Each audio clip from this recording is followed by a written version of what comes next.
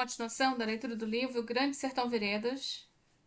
Deixado João Curiol no meu lugar, e esse tinha muita valia, rastejei, tomei saída conforme tinha de ir, pelos quintais das casas.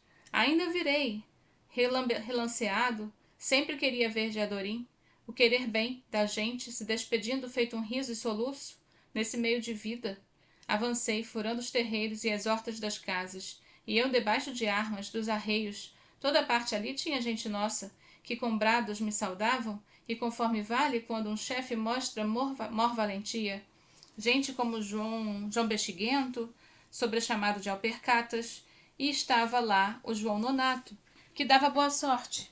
Bem, que não respondeu, mas que mexeu a boca e mole, fazendo desse rumor de quem termina de mastigar rapadura. Me enjoou, mas ele não tinha comido coisa alguma, não tive comigo. Tu me ouve, xixilado, tu me ouve? Assim, tu me dá respeito e agradece interesses de ter tomado conta de você e trazido em companhia minha, por todas as partes, eu disse. Ele disse, Deus vos proteja, chefe. Dê ademão por nós todos, e de tudo peço perdão. Ele se ajoelhou, ouvir e ver, isso me embaraçasse, eu já pegava a ponta de remorso, porque esse homem, sem visão carnal, de valia nenhuma, maldade minha era que tinha sido de trazida dele, de um desde o começo do lugar onde ele cumpria sua vida. E agora ele devia de padecer o redobrado medo, concebendo que vai a gente fugisse dali, e ele para trás parasse para as unhas dos outros. Mas a cena desses todos pensamentos em mim foi ligeira demais, conforme não tinham geração. Amei me lembro e conto, e só firmar minha capacidade, como o reslumbre que no tento da hora eu prazei em Otacília. Um juízo vago, pensei por ela. Como para a janela eu fui, quase que na imaginação de botar meu olhar e haver de ver, no longe tal, o lugar aonde ela andava. Conto pro Senhor conhecer quase quanta espécie de causa no mover da mente, no mero da tragagem da guerra. E o José Gervásio e o Araruta, cada um na beira de uma janela, agachados, carabinas em mãos, as cheias cartucheiras. Para mim era que olhavam, estudados, querendo qualquer sinal. E aí uma bala alta abelhou, de seguindo sozinha, muito rente, com cujo barulho de música que fez, eu conheci que era do Comblain. Eu tinha de dar mais espertação ainda àqueles dois, tenência. Para uma janela me cheguei e endureci no rifle. Eu, volta, relancei, o Bedegas. Saiba o senhor, eu estava ali, assim, empadastro de todos, de ar, de rechego, feito um de giral de espera para castigar onça assassina. Vi ou não vi, só emprestei, dono do que locrei, de espreitar. Uns deles, num terreiro acolá, manobravam gosto, não nas mais armas. Assestei. Um era um sujeitão muito baiano nos trajes, do gatilho do rifle no tris me mandei nele. Aquele caiu torto, o outro completou. Assim eram três. O derradeiro percebeu que tinha céu e correu dando gambetas. Zumba levou não sei quantas esburacadoras na tampa das suas costas.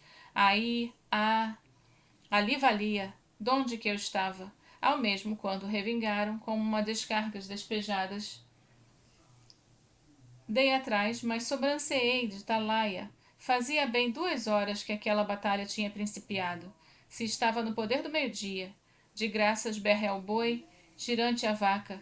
Dessa daquela vez, tudo não acabava sem um fim. Ferrado que o Hermógenes não era cão de desmorder os dentes, e ele vinha de 50 léguas. Toada tinha de ter um prazo, e há um vero jeito de tudo se contar.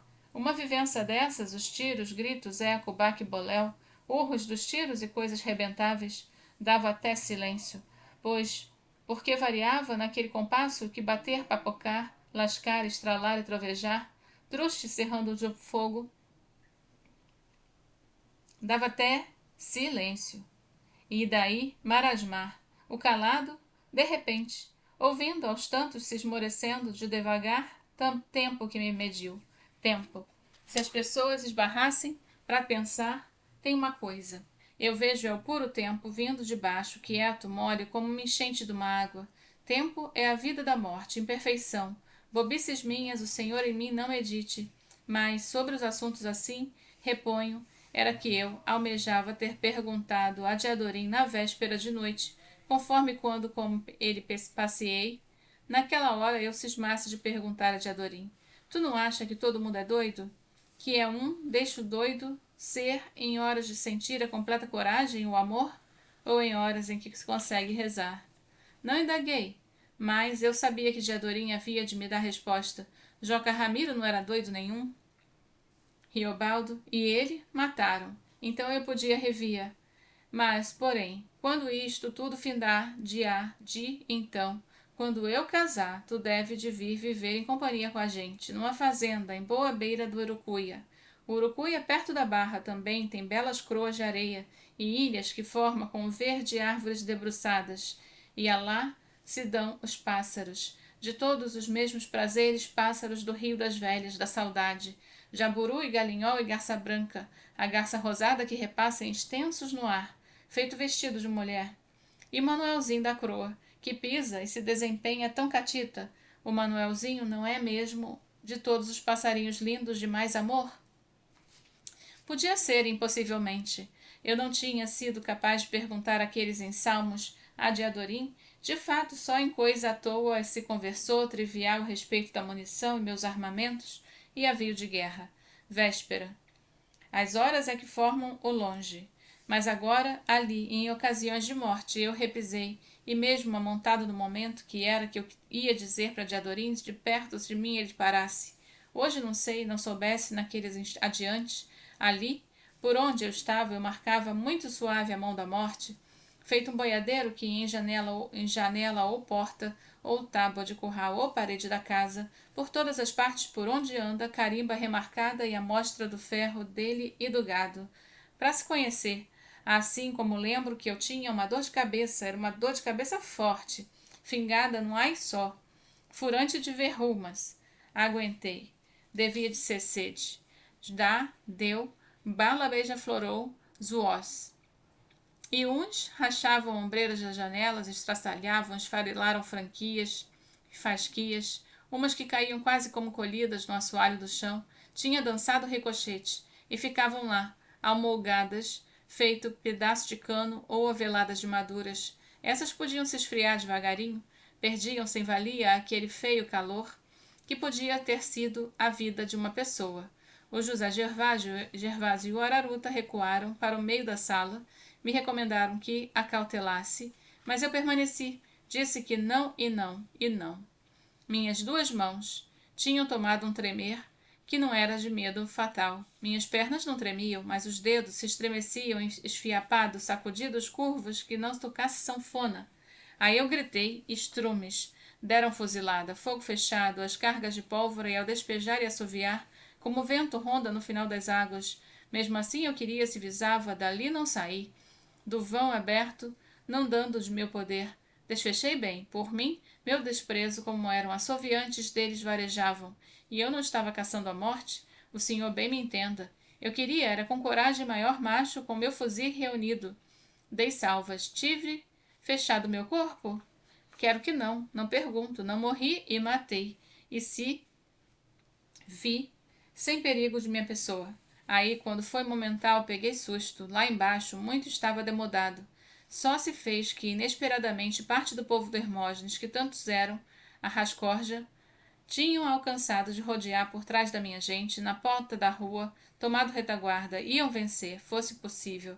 Temi por todos, não, que não regiam, de hoje, o amigo meu, João Vaqueiro, e eu estou vendo, mais homens, mais moreno, renagando, todos os macacos, nem suor ele não desperdiçava, e que ele vestiu e vestiu couro, e vai embora, dando muitas costas. Lá adiante, acometendo contra outros, morreu, que mataram, em obra de umas 100 braças.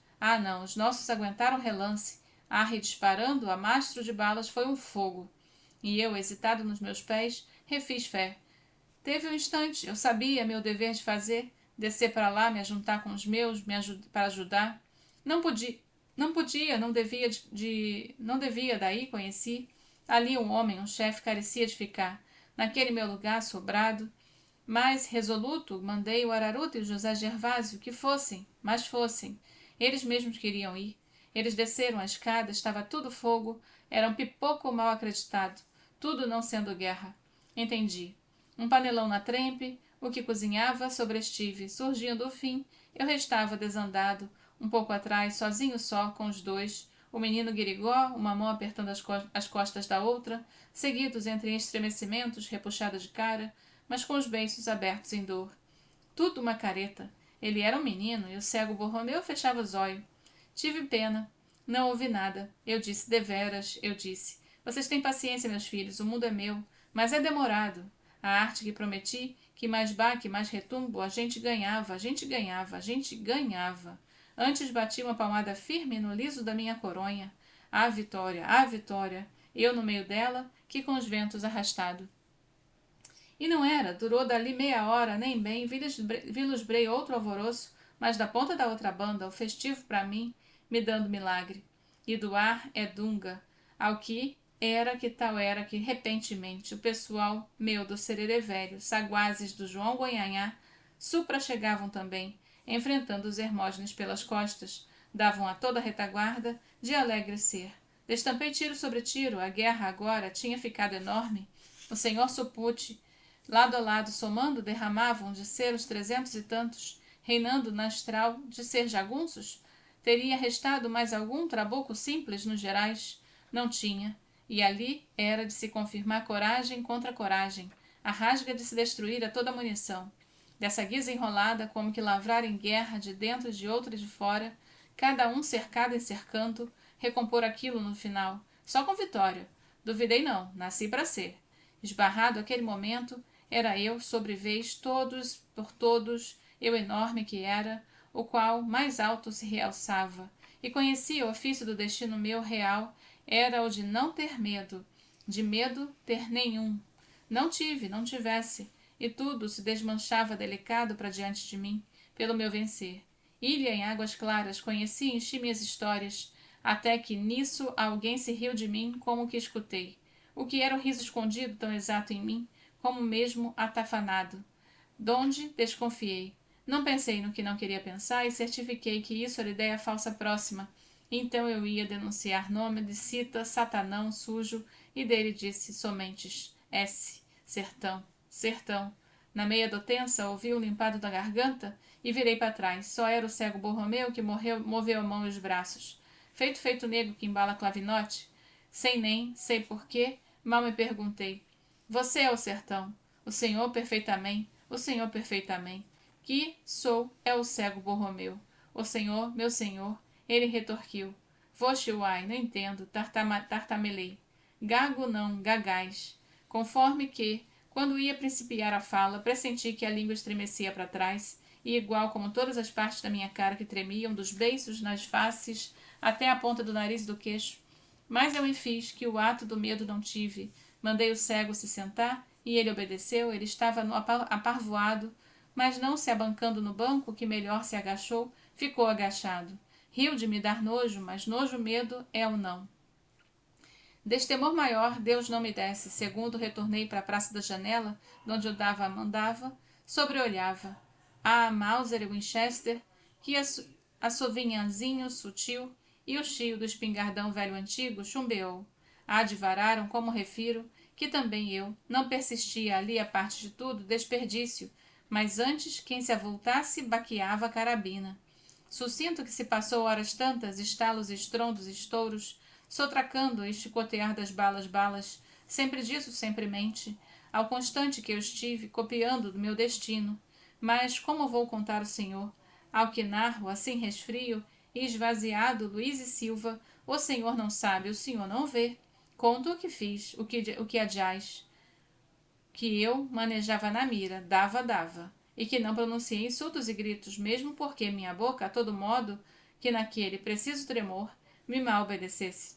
Sapateei em vez, bati pé de pilão nas tábuas do assoalho tão surdo, o senhor é capaz que escute como eu escutei, e que o furor da guerra lá fora, lá embaixo, tomava certa conta de mim, que eu deixava de dar fé da dor de cabeça que forte me doía, que doesse vindo do céu da boca, conforme desde aos poucos que o fogo tinha começado, e que água não provei bebida, nem cigarro pitei, esperançado meu destino da desgraça de mim. Eu. Como vou contar ao Senhor sentir do meu estado? O Senhor sobrenasceu lá. O Senhor mordeu aquilo. O Senhor conheceu de Adorim, meu Senhor. Ah, não. Pensa que morte é choro de sofisma? Terra funda e ossos quietos. O Senhor havia de conceber alguém, aurorear de todo amor e morrer como só para um. O Senhor devia de ver homens à mão tente se matando a crer, como babas raivas, ou a arte de um tatá tiro e o outro vir na fumaça de a faca de repelo, quando o que já defunto era quem mais matava. O Senhor me deu um silêncio. Eu vou contar.